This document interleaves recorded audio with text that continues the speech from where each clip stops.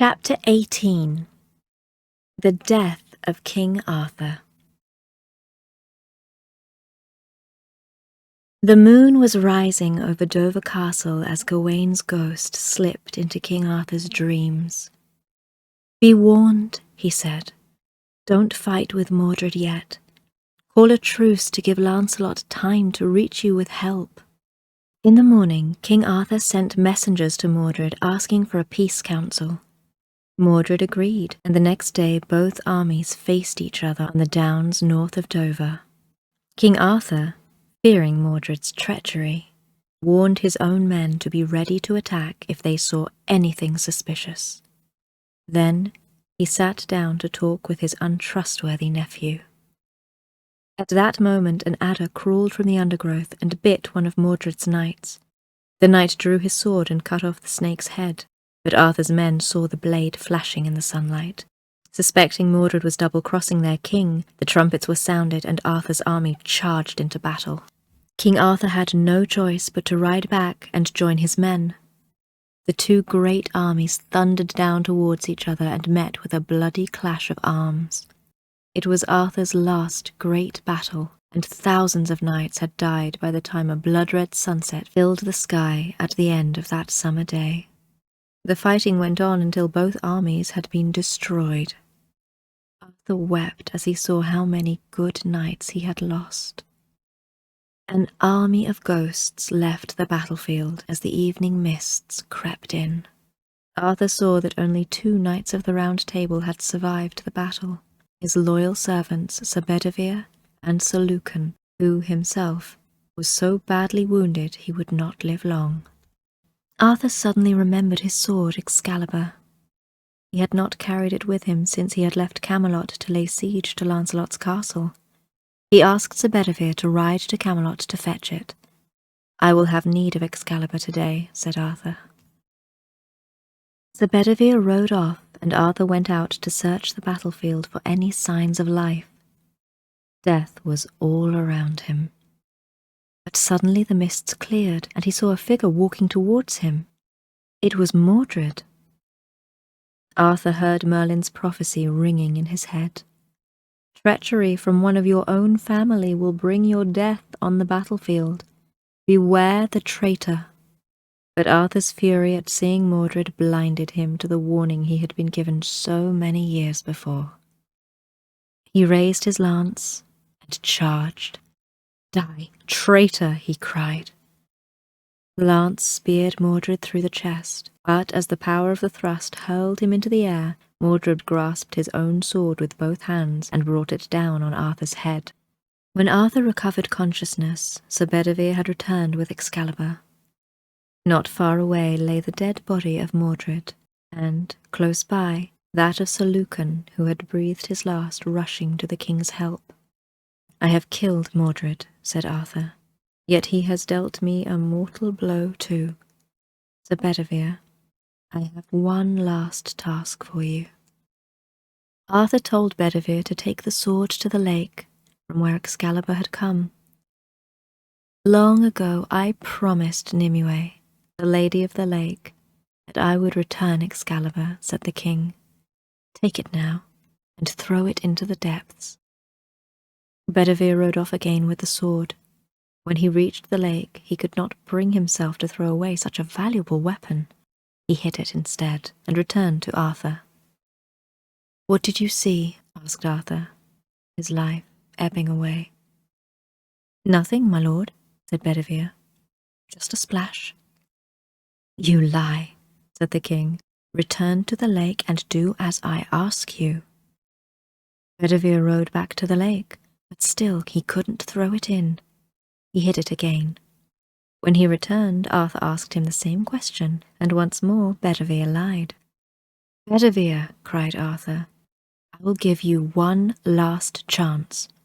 Return to the lake and do as I say. Throw the sword into the depths." Bedivere had no idea how the king knew he was lying, but this time he did throw the sword into the lake. Bedivere returned to Arthur with the answer the king had waited for. "I threw the sword into the lake," said Bedivere, And such a strange thing happened. A hand appeared and grasped the sword. 3 times the sword circled in the air, and then the hand took it beneath the surface. It vanished. "'Tis nothing strange," said Arthur. "The good sword Excalibur has returned to where it came from. Now, carry me to the lake." Sir Bedivere put King Arthur on his horse and led him away from the battlefield. The last light of day was fading when they reached the lake. Chilly mists rolled eerily across the water. Bedivere laid Arthur on a bank of moss by the lake's edge. The king had lost so much blood from Mordred's wound that his face had turned a ghostly white. "Someone is coming, my lord," said Bedivere, hearing a gentle ripple out on the lake. A barge drifted out of the mists. Bedivere stepped back in fright. Nimue, the lady of the lake, was standing on the prow, beckoning to King Arthur. "Put me aboard, Sir Bedivere," said Arthur. "Nimue has come to take me on my last journey." Bedivere carried Arthur aboard and laid him with his head resting gently in Nimue's lap. "You were faithful to your promise, King Arthur," she said. "You returned the sword Excalibur. Someone else may have need of it one day." The barge drifted away from the side of the lake and slowly vanished in the mists. Sir Bedivere called out, "My lord, tell me where you are going. Will we see you again?" A ghostly voice echoed from beyond the gloom. "Death takes me now. My journey's end is in the Vale of Avalon. There I will find the spirits of my dear companions who once sat at the Round Table." Darkness fell, and an owl swooped silently across the lake. Arthur, king of all the Britons, was dead. Chapter 19. Stories End. So the story of King Arthur ends.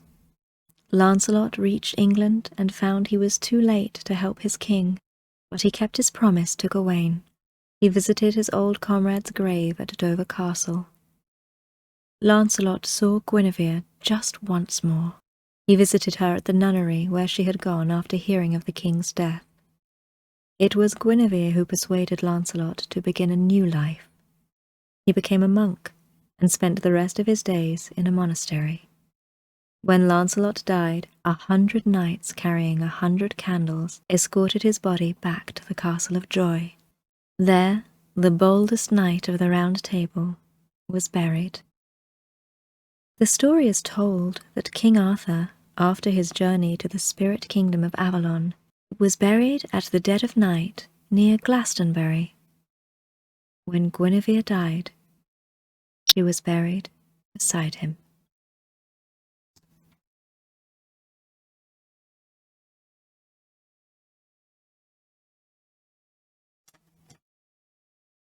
And that is the end of our stories from the Knights of the Round Table, The Sword in the Stone. I have thoroughly enjoyed reading this to everyone, and I hope you have enjoyed it as much as I have. I was considering stopping doing the reading because I didn't know how much people were enjoying it or if anyone was even watching, but there are 1 or 2 comments that have come in recently that really touched me when people said they really enjoyed it, and it meant a lot to them. And some are finding it helps them sleep, some are just finding they enjoy the stories. So after a little wavering of should I keep doing this, I would like to. I will. We are starting next time on Greek myths and legends, so I hope you guys continue to enjoy that just as much as you have The Sword in the Stone.